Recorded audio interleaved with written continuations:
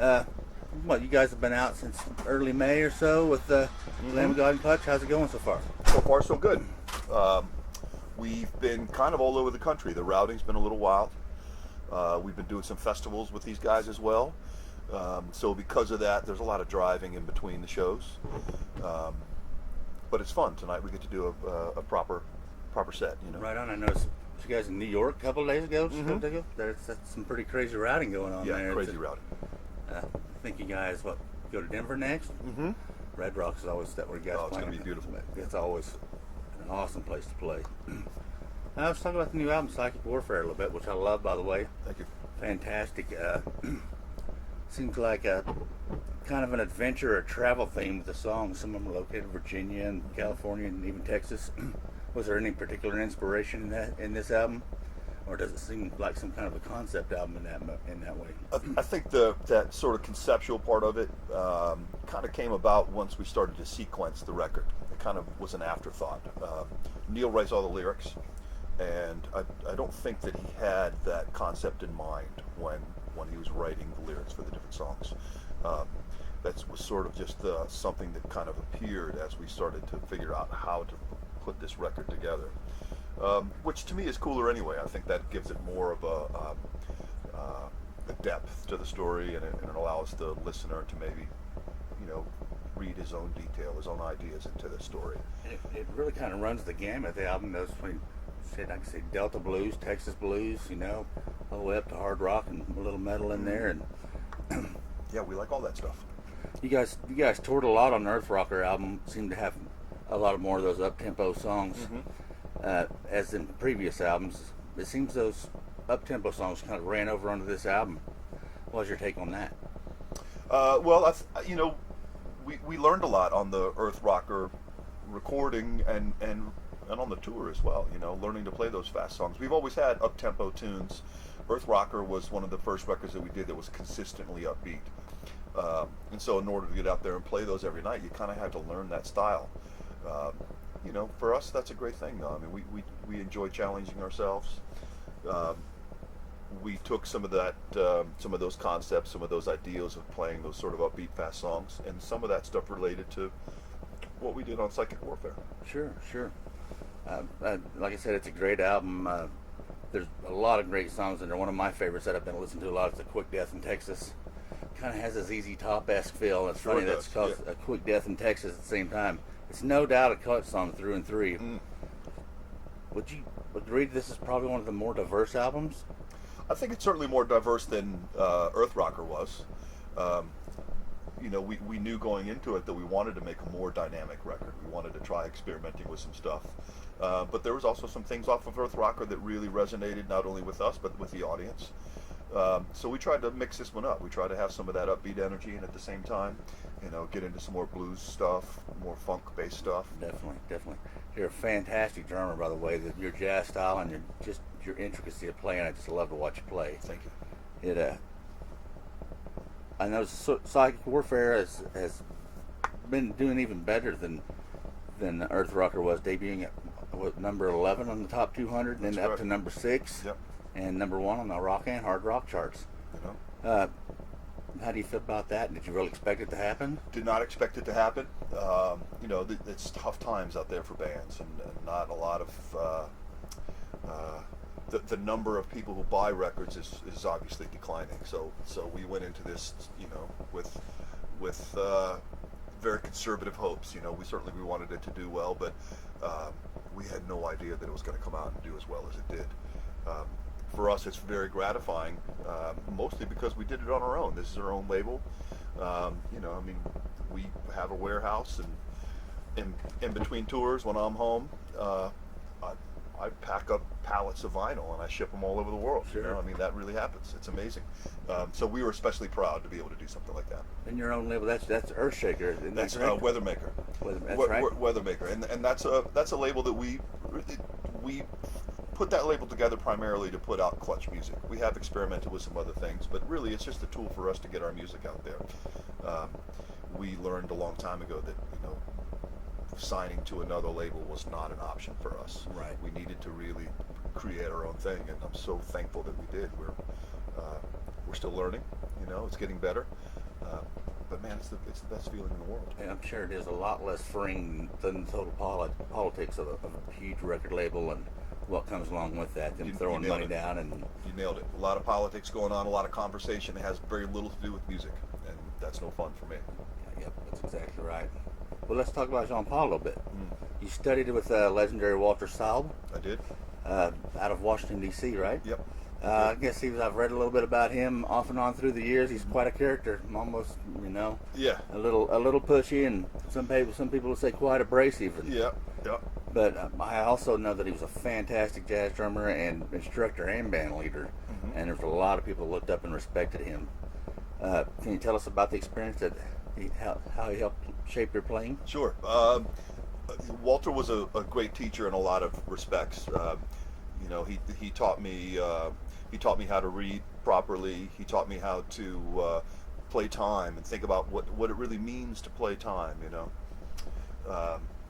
He taught me about the drums, and one of the things that Walter was most insistent upon was that his drummers would be ready for any kind of gig. He was a guy who worked all his life as a drummer, whether he was teaching or playing nightclubs, playing dance clubs, playing supper clubs, playing after hours things.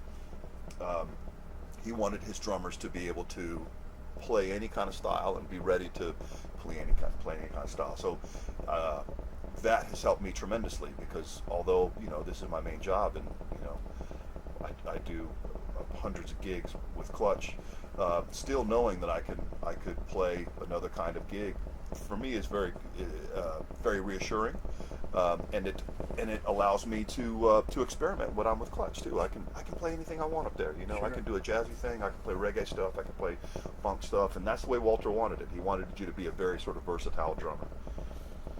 He kind of shifted you to go see your first Elvin Jones song. Is that right? And he was also a great influence on you. Elvin Jones was a huge inspiration to me. I saw him play for the first time as a very young drummer, and it really knocked me out. I hadn't seen anybody play the drums like that before. I hadn't seen anybody interact with the musicians like that before. It was really a life-changing experience. And it continues to influence me to this day. I still think about Elvin every time I play drums. Right on. Who are some of your other main influences for playing drums? Buddy Miles with the Band of Gypsies, Ginger Baker, Right. not only with Cream, but a lot of projects he did in the 70s. I love the stuff that he did with Fela Kuti. The James Brown drummers, Definitely. Clyde Stubblefield, Jabal Starks, phenomenal players. Igor Cavalera from Sepultura. I can remember playing with Sepultura right here in this venue in 1994. He was a great drummer. We've been fortunate that we've been able to tour with a lot of different kinds of bands. You sure have. And sometimes those bands have really amazing drummers, and Igor was one of those. Looking back on those, this is kind of off to the side a little bit, but looking back on those, is there any favorite show that's really stuck out over the years? Well, we did a couple tours with Motorhead, and those were phenomenal. Very inspiring shows. Mickey D, another. Oh yeah. I mean, what a monster drummer. A drummer friend of mine actually once referred to Mickey D as the John Henry of drums. Right on. And I could kind of, I could see that for sure. Definitely. Watching those guys do what they do every night, extremely inspiring, and it just confirmed that this is what I do, man. I love it. I love this. I love being in a band. I love making music, and seeing other musicians who have been able to do it for as long as they have just provides me with that much more inspiration. I've been a musician myself since I was a teenager. And actually, your birthday's what, June 19th? Mine's actually June 23rd, so we're about 4 days apart. Okay. And same year and everything. And I've been playing live music since I was 14 years old, and I've played guitar for many years. And after almost 20 years of playing guitar and felt like I was forcing myself to do all this lead playing and all this stuff, my buddy of mine said, a very good mentor of mine said, why don't you pick up the bass and give that a try, man, see how that fits you. And I've never looked back since. No kidding. I've played bass and I play a little drums. But I say play with a little drums. I don't really play drums, but Right. it took me a long time to actually find my instrument that actually fit me. You know, Sure. after we were Well, on the it's road. a journey, right? I mean, you know, you're constantly learning stuff, constantly challenging. You know, if you get to a point in your music where you say, well, man, I got it, I know everything, you probably should hang it up because you really don't know anything I at all. agree. I agree completely. There's nothing. Every day I'll be listening to something, pick up my bass, and wow, did you hear that? And just so subtle in the background Sure. there. A lot of people probably don't even hear, you know, Right. or a certain roll on a drum or something that just clicks right for me, and I'll have to go pick up my bass, hit the recorder, and start writing a new song right away. You know, just Right. off of something that small. Sure. It's pretty amazing where the inspiration comes out of nowhere sometimes. Absolutely. I also know that you collect snare drums. I do. How many you got in your collection right now? Oh man, too many. I have drums from different eras. You know, I've got I've got a couple snare drums from the 30s, an old Ludwig. I've got some Slingerlands from the 50s and 60s. Probably altogether somewhere in the neighborhood of 20, something like that. Each of them has their own voice, and they're not pristine museum kind of drums. You know, these are drums that I play. So I change the heads out on them, and if there's a part that needs to be changed out, I change them, because in my opinion, a drum is made to be played. Certainly I don't want to modify it any more than I have to, but if it's broken, you have to fix it, because Sure. that drum wants to be played. And it's much like you were saying, you know, about just hearing those little subtleties. Sometimes just putting up a snare drum can inspire something, you know. Sure. Each drum has its own sound. Each guitar has its own sound, and it can inspire you to come up with different ideas. So because of that, it's great to have those colors there. Right. Do you have a favorite that you like to play live? The one I'm playing right now, but it'll probably not be my favorite tomorrow. Just depends on the mood and the humidity outside. It totally does. It totally does. Clutch considered a road dog band. I know you guys tour consistently all the time, but I think the fans would like to know what goes on in the life of JP in his off time. Right. What are you up to in your off time? Practicing drums. I do try to, you know, I try to practice a little bit every day when I'm home. I'll go to the warehouse, you know, and work over there. And I like to garden too. We'll be putting in tomatoes here in a little bit. That'll be fun. Got some popping up already, actually. Do you really? I do. I hope they didn't get flooded out this morning. Yeah, awesome. Good for you. But looking back on a few other projects, tell me a little bit about the Bakerton group, your instrumental side of things, and how that came to be. That just sort of happened, kind of organically. You know, we oftentimes have material that doesn't quite fit in the Clutch mindset at that time. You know, so we often keep those pieces, and we ended up making a couple records. The most recent one was El Rojo, and it's the four of us playing instrumentally, and it gives us the opportunity to experiment a little bit, not think about so much about what the vocal is going to be doing. These days when we're writing Clutch stuff, we're very aware of that, very much thinking about how the vocal is going to sit in the music, which is something we didn't do so much early on. These days we're really focused on that aspect of it, because we want that to be the very best it can be.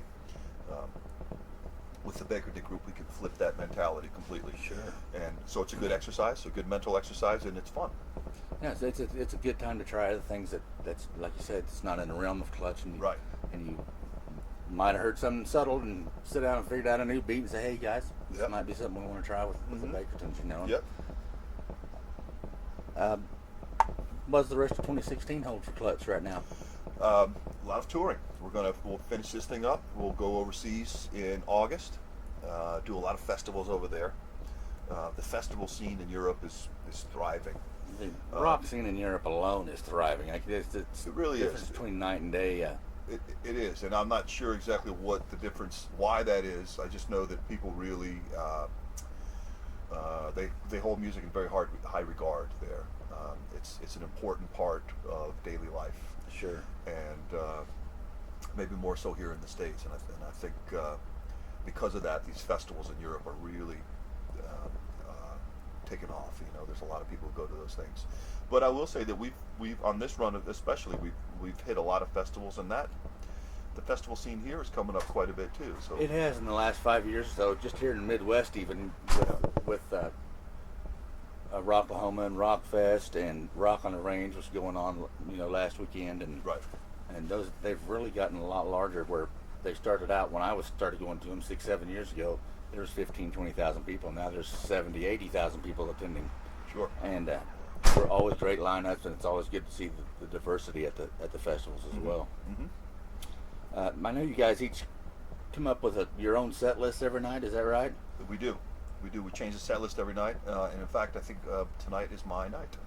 Oh, right on. So I was going to say, do you just pick the set list yourself, or do you guys all sit down together and pick off each other's list? Tonight will be my list entirely. So I'll put together a collection of songs. If there's something new that we haven't done in a while, which there might be, we'll try that in sound check, see how that goes, and then I'll put the set list together.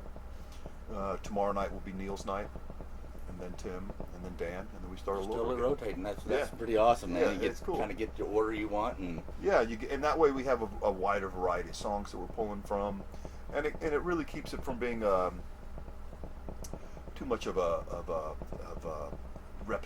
repetitive kind of a feeling. We enjoy switching things up and keeping things fresh, because if it's fresh for us, it's going to be fresh for the audience. right. I had an issue with that actually last time I was on tour, and we had set lists A, B, and C. Right. And they kind of went through that, and after just 2 weeks of that, you're like, damn, man, can we do something different here? Can we Yeah. shake it up a little? Sure. There's like 14 songs on there that we haven't even played yet, and Mhm. we need to get those in there.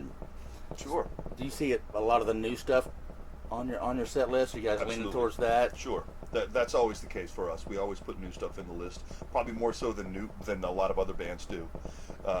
And that just goes back to when we started the band. We've always been a band that puts new material in the set, whether it's recorded or not. And the fans have come to expect that, I think. So they don't really get too freaked out. Right. Stuff Right. like that. I noticed, again, being on tour and being out with a lot of other bands, they do kind of lean on them older songs that were popular 15-20 years ago, and some of those you got to be expected to play, but at the same time, you're pushing the new music. That's what you're out here for. That's it. And it'll be great to hear fresh new music from you guys. And any surprises coming up for tonight, or? Well, we've been putting some stuff in the set that we haven't done in a while. Sea of Destruction is in there, Minotaur is in there. We've been messing around with Pulaski Skyway, which we haven't done in a while. Right on. So putting one or two songs in the set that we haven't done in quite some time for us is that's great. It keeps us focused into what's happening, and sometimes that's all you need. Just one, like we say, man, just one little thing in a set can just make the whole set just come to life. Right on. Tell me a little bit about your drum kit you're using. Gretsch USA Custom.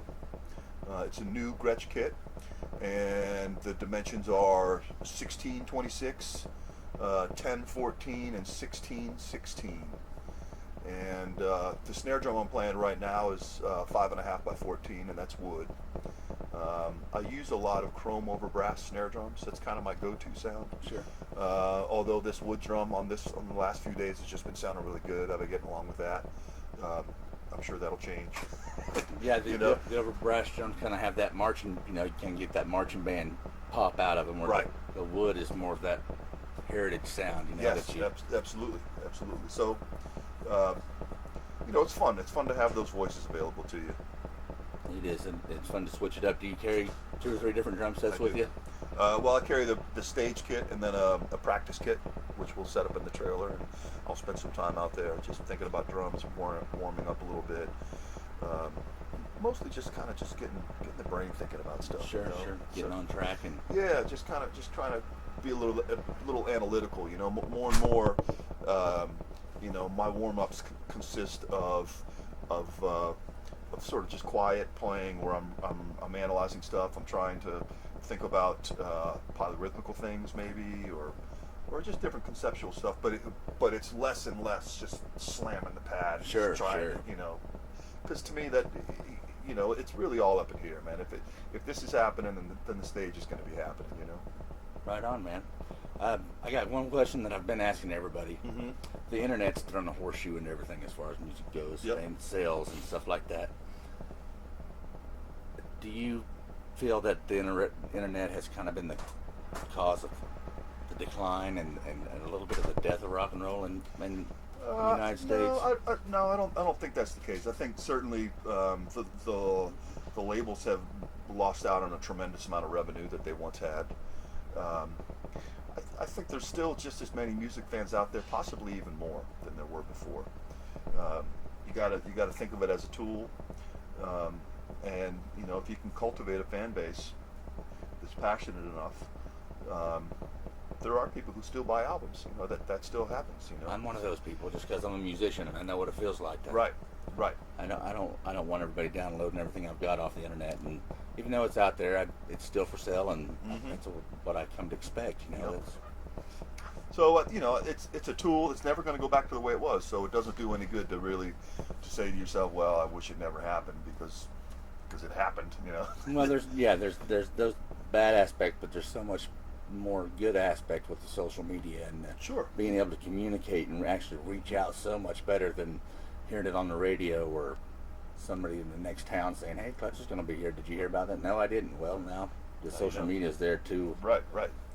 Yeah, you don't have to go down to the bookstore and pick up the latest Hit Parade or magazine or Alternative Press magazine to find out who's on tour and where they are. And that wealth of information is extremely important, not just for our fans, but for music fans in general. To be able to have that ability to go see live shows and see who's coming to town and know what records are coming out. And I see that it also brings the fans a little closer when you're actually communicating with them through your Facebook page and your Instagram, and you get all these followers, and they see that, man, you guys are just regular guys like everybody else, out to make a living at what you're doing and loving every minute of it. And when they see that, I think their passion is a little greater, and it kind of drives them to come out to the shows. Yeah, agreed. Well, that's about all I have for you. Cool. I sure glad you took out the time to see me and answer a few questions for me, and I'll be shooting a show tonight and taking some pictures for you guys. And cool. This is Oz with Mega Metal here with John Paul Gasser. I sure appreciate you, man. Thank you, sir. All right, have a good show.